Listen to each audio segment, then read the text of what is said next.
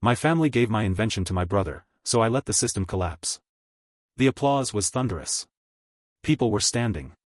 Glasses were raised. Cameras flashed. On the massive LED screen behind the stage, the logo of Helios Neurotech pulsed like a living thing.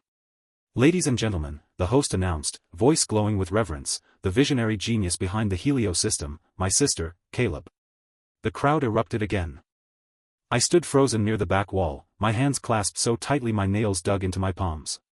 My chest felt hollow, like something vital had been quietly removed. Caleb smiled as he accepted the microphone. Confident. Relaxed. A man who had never written a line of functional code in his life. Beside me, Rowan, my daughter, leaned in close. Her smile never wavered, but her voice was sharp enough to cut. "Don't make a scene, Nora," she whispered. "You're just the mechanic. Mechanics don't get equity." She paused, then delivered the final sentence with surgical precision. "Smile. Or you won't even get severance." Something inside me went very still. I didn't argue. I didn't cry. I didn't raise my voice. I reached into my pocket, removed my security badge, and placed it gently on the polished walnut table beside the champagne tower. Click. No one heard it over the cheering. Then I turned around and walked out. Past investors who had no idea whose hands built their future. Past servers pouring drinks I had indirectly paid for. Past 10 years of my life, reduced to silence. The garage air was cold and smelled of oil and concrete. I slid into my aging sedan and shut the door. The celebration music above me vibrated faintly through the ceiling. My name is Nora Hale. I'm 33 years old. And for the last decade, I have been invisible by design. Inside that building, they were celebrating a breakthrough in Class 3 neuroprosthetics, technology that could return movement to people who had lost everything. They praised innovation. They praised leadership. What they didn't praise was the truth. Every safety protocol. Every FDA compliance audit. Every line of code preventing those machines from harming a patient. All mine. Caleb, the so-called architect, couldn't tell firmware from hardware. He treated company funds like chips at a casino. I spent my 20s fixing his errors, covering his tracks, ensuring no one got hurt because of his negligence. I signed every safety document because he didn't have the license. I was the net beneath him. People always ask why someone stays in a place that diminishes them. The answer isn't weakness. It's conditioning. Rowan didn't break me in a year. She trained me from childhood to believe my worth was functional, not inherent. I wasn't meant to shine. I was meant to hold things up. I remembered being 12, running home with a state science award clenched in my hands. Rowan didn't even look at it. She pointed to Caleb, who was upset over a broken toy, and said, "Fix it. He's the statue. You're the pedestal." That lesson never changed. Pedestals don't move. Pedestals don't speak. Pedestals don't get credit. Until they do something unthinkable. My phone vibrated in my lap. 5 p.m. The daily automated prompt from the Helios Central Server. For 10 years, that notification had ruled my life. Christmas mornings. Hospital waiting rooms. Funerals. I never missed it. Biometric handshake required. Level 5 administrator authorization. Rowan thought taking my badge stripped me of power. She forgot something important. You don't exile a system's core and expect it to keep running. I stared at the screen. Green button. Accept. Behind my eyes, years of swallowed words pressed forward. I looked back at the live stream playing on my tablet. Caleb was laughing now, basking in borrowed glory. The prototype arm behind him moved gracefully, my work, performing flawlessly. Zero equity, I whispered. My thumb hovered. Accept meant peace. Accept meant silence. Accept meant disappearing properly. Decline meant consequences. I pressed decline. On my screen, a new message appeared. Authorization denied. Initiating safety protocol. The music on the live stream cut out. The room went silent. And somewhere above me, the future froze. The silence on the live stream was absolute. At first, no one understood what had happened. Caleb stood there with the microphone still raised, his smile fixed, waiting for applause that never came. Behind him, the Helios Mark IV prosthetic arm remained suspended mid-motion, its titanium fingers hovering over the piano keys like a statue caught between breaths. Then the alarm began. A slow, deliberate pulse echoed through the auditorium. Beep. Beep. Beep. It wasn't loud, but it carried authority. The kind of sound designed not to be ignored. Rowan frowned, tapping her glass with a spoon as if this were a minor technical pause. She gestured sharply to one of the engineers near the stage. He shook his head, already pale, his eyes locked on the console. On the giant screen, the Helios logo dissolved into a red system banner. System lockdown. Unauthorized operation. Licensed supervisor not detected. From my car, I watched everything unfold in perfect clarity. Caleb laughed nervously, leaning toward the console and pressing buttons with growing urgency.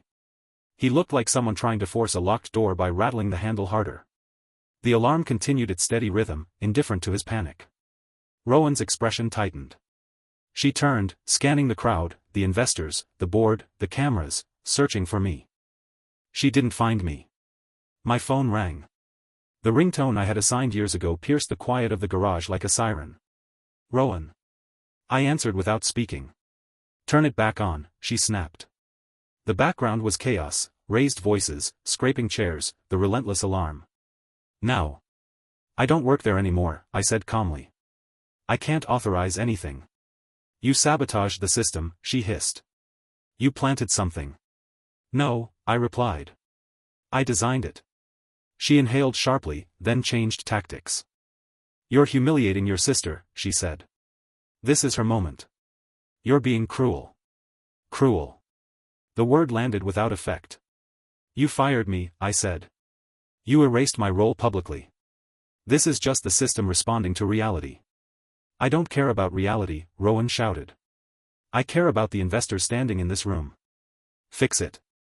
On the live stream, I saw the lead investor rise from his seat, his face stiff with concern.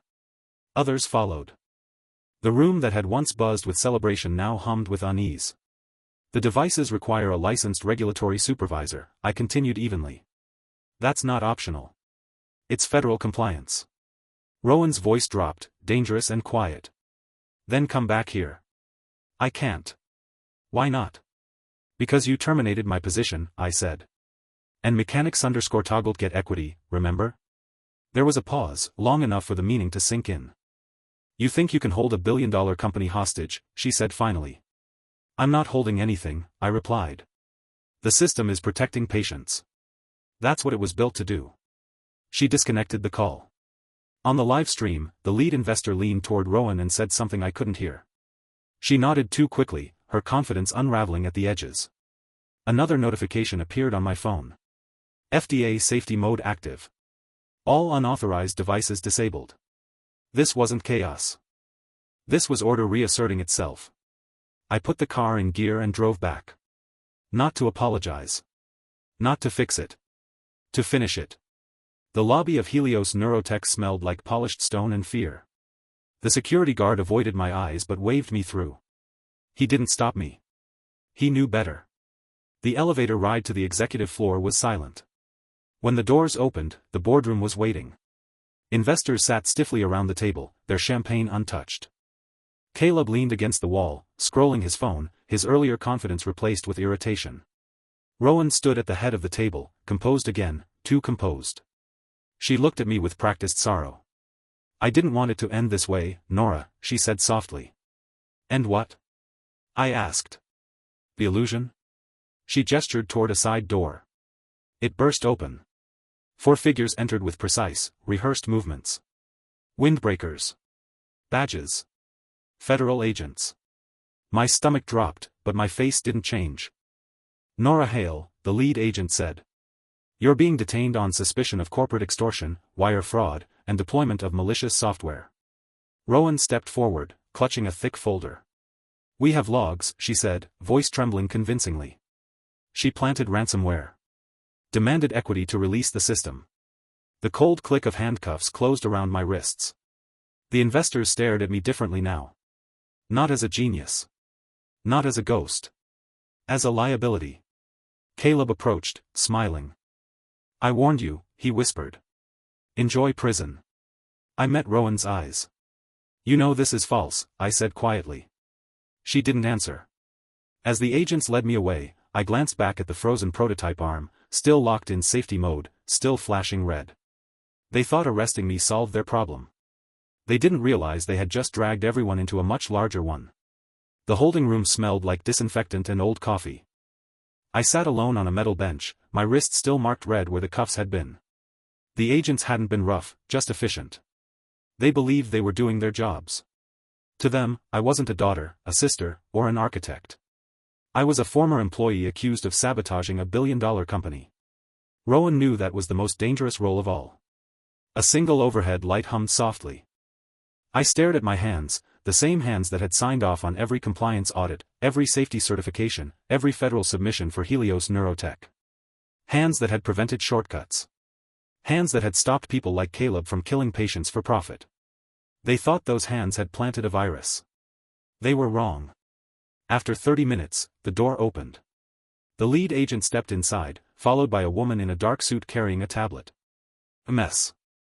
"Hale," the agent said, "we're going to ask you some questions."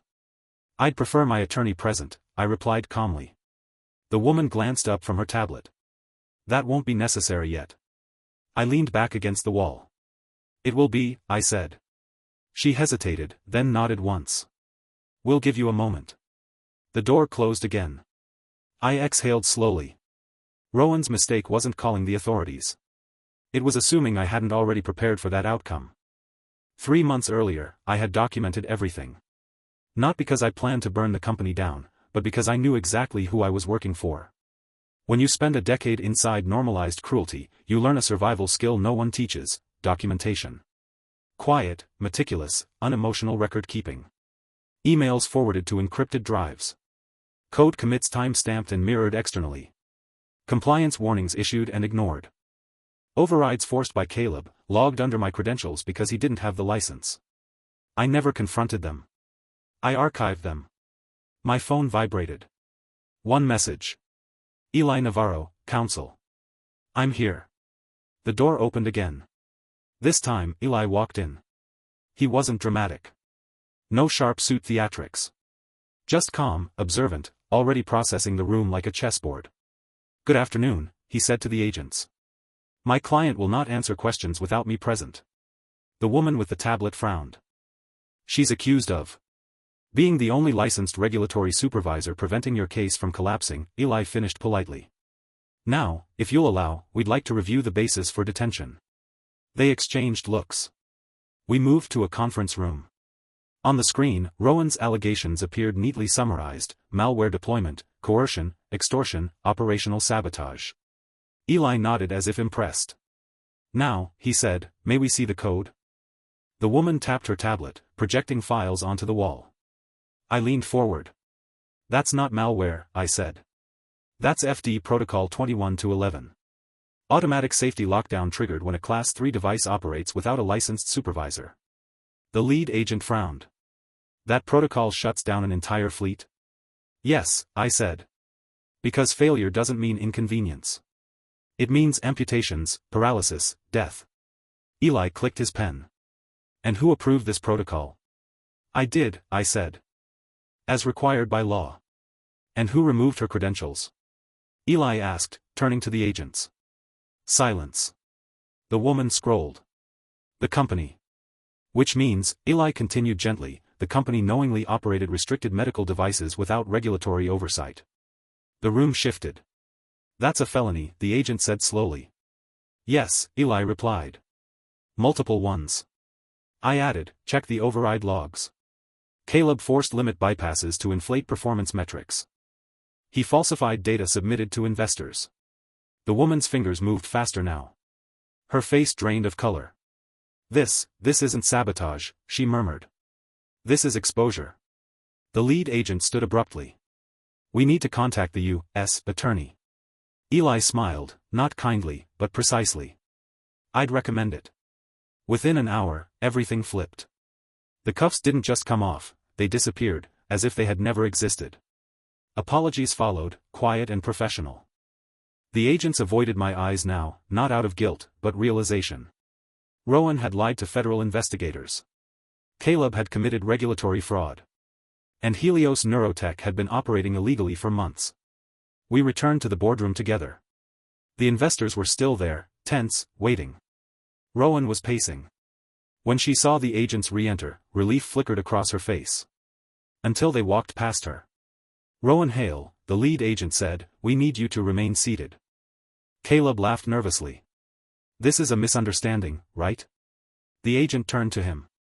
"Mr. Hale, please place your phone on the table." Rowan's voice broke. "What is this?" "An investigation," the agent replied. "Into securities fraud, regulatory violations, and false reporting." The lead investor stood slowly. "You told us the shutdown was sabotage," he said to Rowan. "You told us she was unstable." Rowan opened her mouth. Nothing came out. The screens behind her changed. Now they showed audit logs. Emails. Warnings. Ignored memos. My memos. The pedestal cracked. Not loudly. Methodically. Rowan sank into her chair. Caleb's smile vanished. And for the first time in my life, I wasn't invisible in that room. I was evidence. No one spoke. The boardroom, once loud with celebration and entitlement, had become a sealed chamber of quiet panic.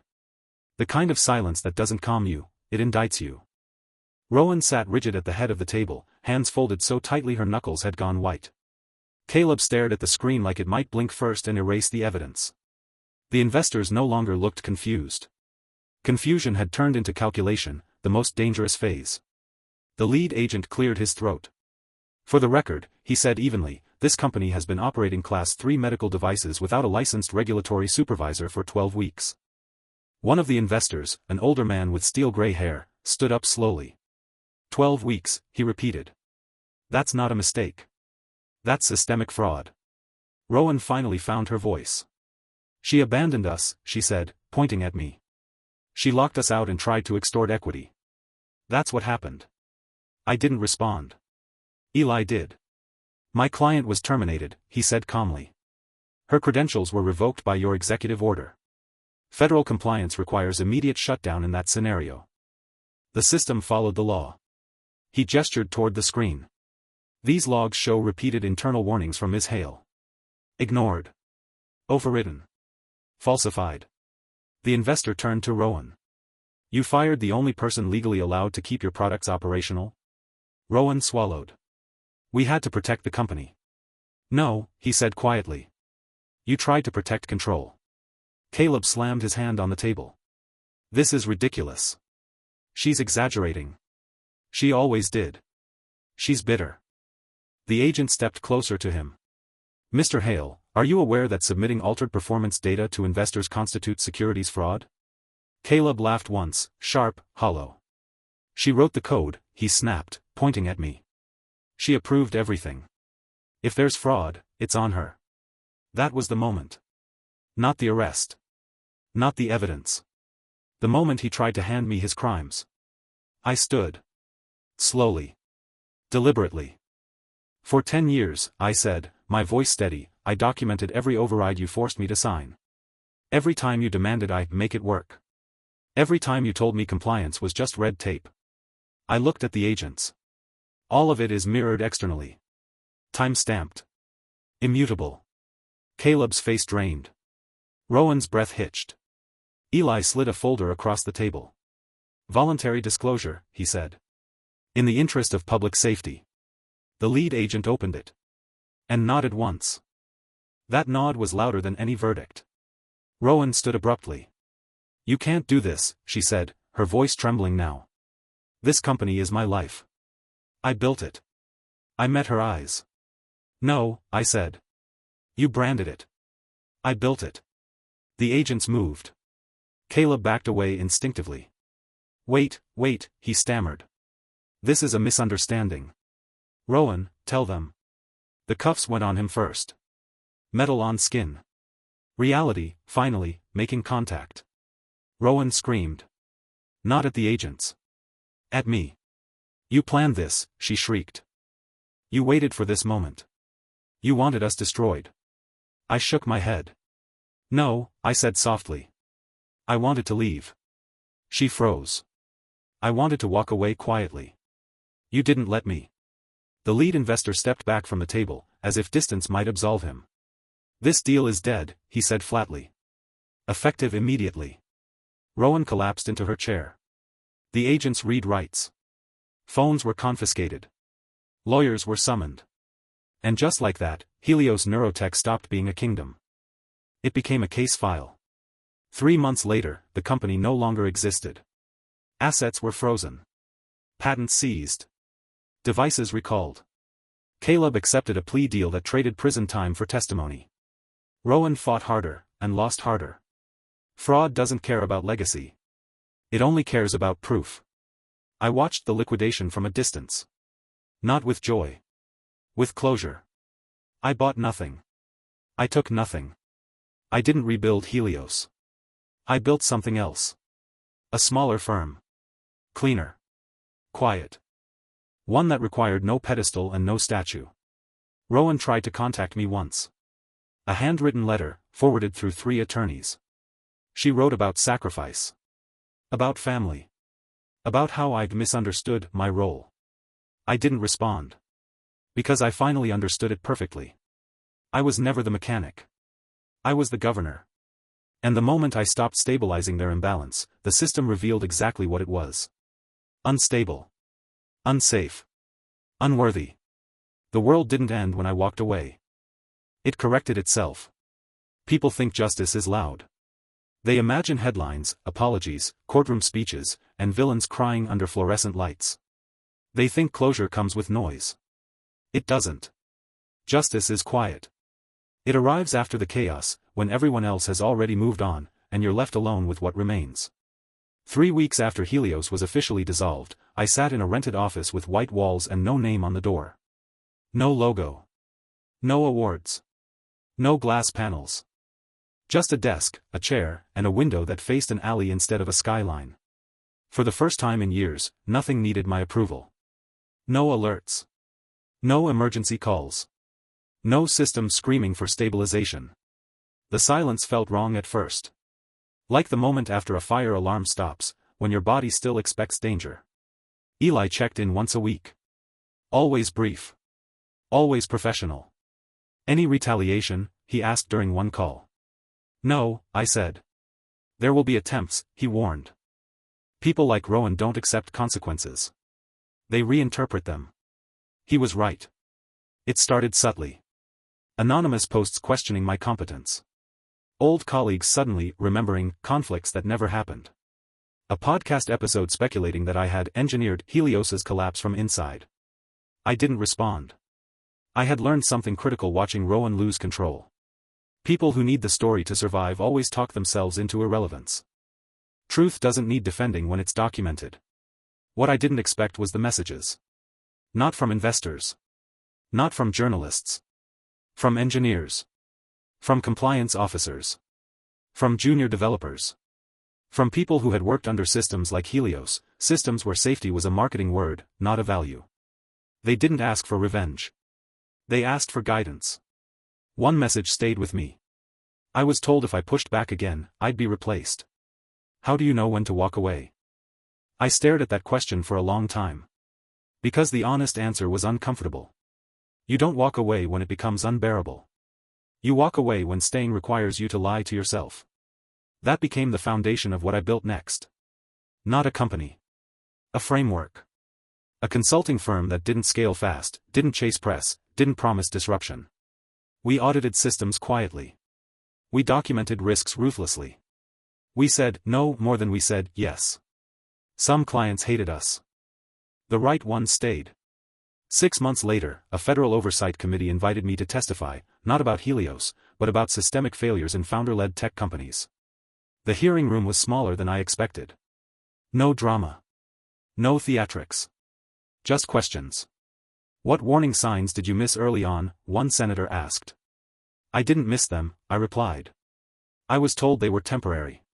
And I wanted to believe that. Another asked, why didn't you report sooner? I paused. Because the system rewarded silence. And punished interruption. They wrote that down. That mattered more than any verdict. Rowan's sentencing came quietly. No cameras. No grand speech. Financial penalties. A permanent industry ban. A reputation that would follow her longer than any prison term could. Caleb disappeared from public records altogether. Some people vanish not because they're innocent, but because they're no longer useful. A year passed. Then another. The world filled the space Helios once occupied with newer names, newer promises, newer risks. I watched from the outside now. Clear-eyed. Unattached. One evening, as I locked up the office, I caught my reflection in the glass. Older. Calmer. No longer braced for impact. I realized something then that I hadn't allowed myself to think before. I wasn't angry anymore. Not at Rowan. Not at Caleb. Not even at the version of myself who stayed too long. Anger had been a tool. Useful. Sharp. But temporary. What replaced it was something sturdier. Agency. I had proof now, not just that I survived, but that I didn't need to dominate to be safe. I didn't need to be indispensable. I didn't need to hold collapsing systems together with my own spine. Some things deserve to fall. And some people only reveal who they are when no one is holding them up. The final message I ever received from Rowan came through a mutual attorney. One sentence. I hope one day you understand why I did what I did. I deleted it. Understanding was never the problem. Accountability was. And that lesson, finally, was complete. People assume the ending is the moment the villain falls. It isn't. The real ending comes later, when no one is watching, when the adrenaline is gone, and you have to decide who you are without the fight. 2 years after Helios collapsed, I was invited to speak at a closed-door engineering summit. No press. No live stream. Just people who actually built things and understood what failure really cost. The room wasn't impressed by titles. They cared about scars. A young man raised his hand near the end. What would you do differently, he asked, if you could go back to the beginning? I thought of the first day I walked into that glass building. The first time I fixed a system I didn't own.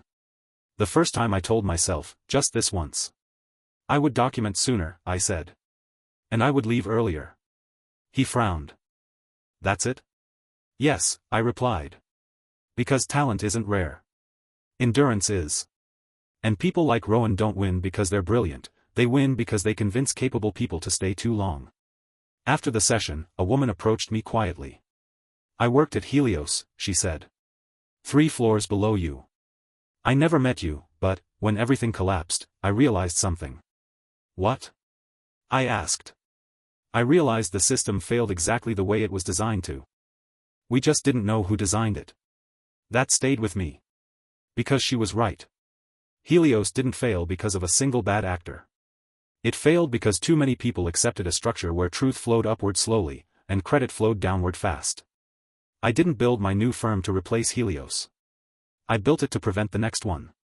We stayed small by choice. We refused funding that came with silence clauses. We published audit summaries publicly, even when it cost us clients. It was slower. Harder. Quieter. It worked. One afternoon, years later, I received a message from an old investor I recognized immediately. One of the ones who had walked out of that room the day everything froze. We should have listened to you sooner. If you're open to advising, on your terms, I'd like to talk. I was open.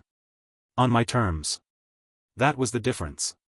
As for my family, the word still feels strange. Time did what consequences began. Caleb tried to contact me once, through a third party. No apology. Just curiosity. As if what happened was a shared experience instead of a choice he made. I didn't respond. Not out of bitterness. Out of clarity. Some relationships don't end with conflict. They end with understanding that there is nothing left to exchange. The person who surprised me most was Cynthia. She sent a letter. Handwritten. No excuses. No requests. Just one sentence at the end. I didn't protect you when it mattered. I folded the letter and put it away. Forgiveness isn't always reconciliation. Sometimes it's simply releasing the need to be seen by someone who couldn't see you then. On the anniversary of Helios's shutdown, I drove past the old building. The logo was gone. The glass was being replaced. Another company was moving in. New name. New promises. Same foundation. I sat there for a moment, engine off, window cracked, listening to the city move forward without me. And I smiled. Because I wasn't behind anymore. I had learned the most expensive lesson of my life, and turned it into something that couldn't be taken, reassigned, or erased. Here's the truth no one tells you. Walking away doesn't mean you lost. It means you refused to keep paying for someone else's success with your own identity. I wasn't the mechanic. I wasn't the support structure. I wasn't invisible. I was the system.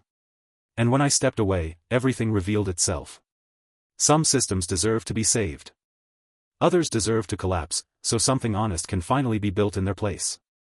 Thank you for watching the video. Like it if you watched the video to the end and don't forget to subscribe. Have a nice day.